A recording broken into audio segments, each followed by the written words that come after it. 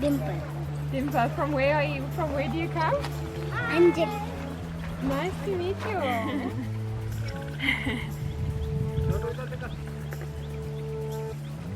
नमस्कार मित्रों, मैं महेंद्र सिंह भिनमाल और आप देख रहे हैं मेरा यूट्यूब और फेसबुक चैनल। राजस्थानी संस्कृति और भारतीय संस्कृति में अतिथियों का विशेष सम्मान है, इसलिए हमें संस्कृत और अन्य श्लोकों में भी कहा गया है अतिथि देवो भव। इसी की कड़ी में आज मुझसे मिलने भिनमाल आई जोहान्सबर्ग साउथ अफ्रीका की रहने वाली एनली, जो मेरी बहुत ही अच्छी मित्र हैं और मुझसे प्रथम बार मिलने भारत की यात्रा पर आई। एनली मूलतः यूरोपियन है, लेकिन उसका पारिवारिक व्यवसाय वगैरह साउथ अफ्रीका में है। तो मैं और मेरे मित्र भमसा दास पाऊ से लेकर खोड़ेश्वर महादेव जी का प्रस्थान करते हैं। तो वहाँ उपस्थित महिला भी उसके साथ सेल्फी लेती है और उसका स्वागत और अभिनंदन करती है। यहाँ से हम प्रथमतः श्री खोड़ेश्वर महादेव जी के मंदिर की तरफ दर्शनार्थ हेतु जाते हैं।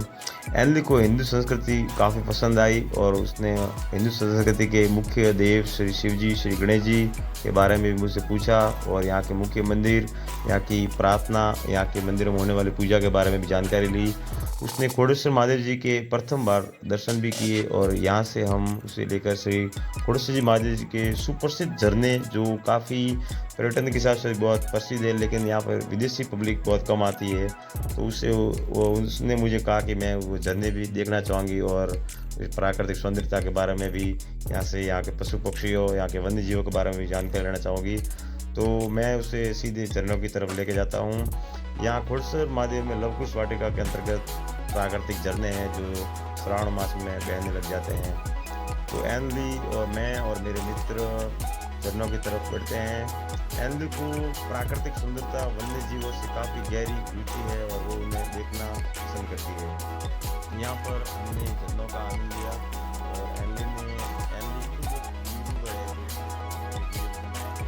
से बच्चों के साथ आगे बढ़ी। एनली ने मुझे कहा कि यह जगह इतनी सुंदर है, यहाँ के लोग इतने फ्रेंडली हैं, यहाँ पर वन्य जीवों की भरमार है, तो यहाँ विदेशी पर्यटक क्यों नहीं आते, जालोर क्यों इतना पीछे है। तो मैंने उससे कहा कि जालोर पर्यटन के मानचित्र में बहुत पिछड़ा हुआ है।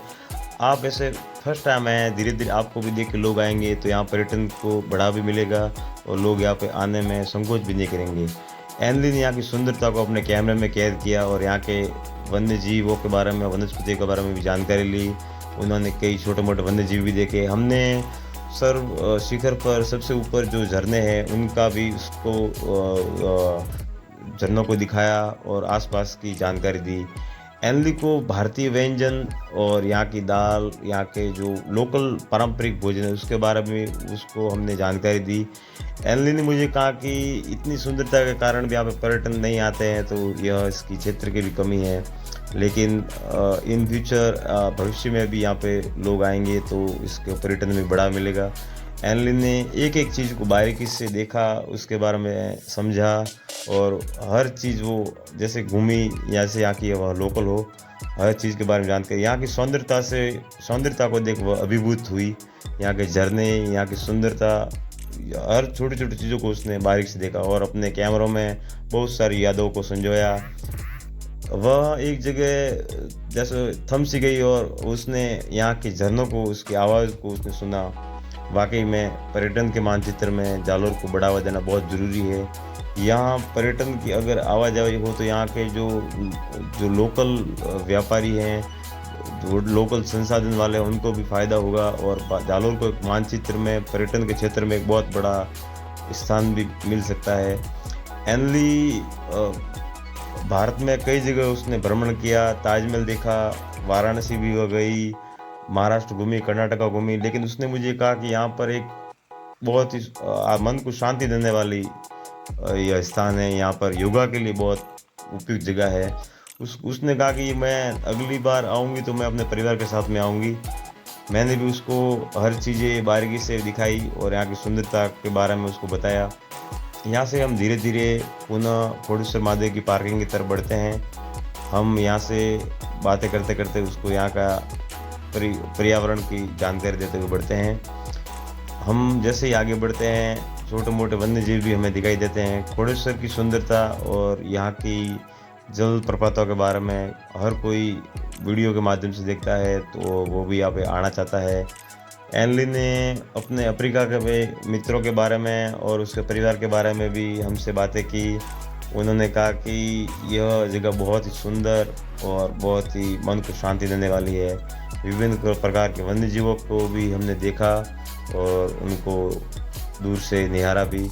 यहाँ के जो लोकल निवासी है, उन्होंने जसवंतपुरा रेंज में पाए जाने वाले स्लॉथ बियर यानी कि भालू के बारे में, रिच के बारे में हमें जानकारी दी। उसने बताया कि एक रिच ने जो बच्चों वाली थी, उसने मुझ पर अटैक भी किया, जिसके कारण मेरे पग पर टाँके भी आए। तो एनली ने उसको पूछा कि यहाँ कितने भालू हैं, कौन कौन से वन्य जीव हैं।